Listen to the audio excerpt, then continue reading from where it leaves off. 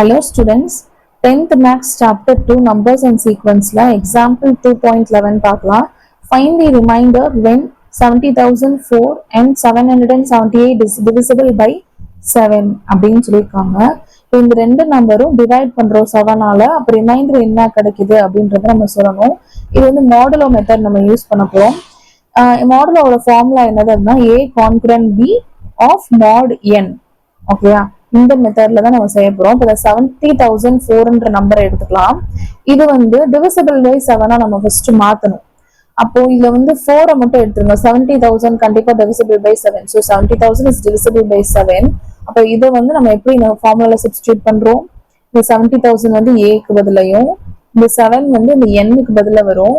இது நம்மளுக்கு வந்து டிவிசிபிள் ஆயிரும், 0 தான் ரிமைண்டர் வரும். ஸோ வந்து பிக்கு பதிலாக நம்ம 0 போடுறோம். அப்ப 70,000 concurrent 0 mod 7 அப்படின்னு எழுதியிருக்கோம். இப்போ கொடுத்திருக்க நம்பர் என்னது நம்மளுக்கு 70,004. இந்த 4 மட்டும் ரிமைனிங் இருக்கு, 70,000 இங்க இருக்கு. இப்போ பிளஸ் 4 போட்டோம்னா 70,004 வரும். ஸோ பிளஸ் 4 வந்து ரெண்டு சைடும் ஆட் பண்றாங்க. ஆட் பண்ணோம் அப்படின்னா 70,004 இஸ் concurrent to ரெண்டு ஆட் பண்ணா என்னது 4 mod 7. அப்ப ரிமைண்டர் என்னதுன்னா இந்த 4 தான். Therefore the remainder when 70,004 is divisible by 7. இதை வந்து டிவிசிபிள் பை 7ஆ இருக்கும் போது ரிமைண்டர் என்ன இருக்கும் 4ஆ இருக்கும் அப்படின்னு சொல்லியிருக்காங்க. அடுத்த செகண்ட் என்ன நம்பர் 778. இதை வந்து நம்ம வந்து டிவிசிபிள் பை 7ஆ மாத்தணும். அப்படின்னா 777 போட்டோம்னா 111 டிவிசிபிள் பை 7 ஆயிடுச்சா? So 777 is divisible by 7. அப்போ 777 வந்து a concurrent b mod n அப்படின்றத சப்ஸ்டியூட் பண்றோம்.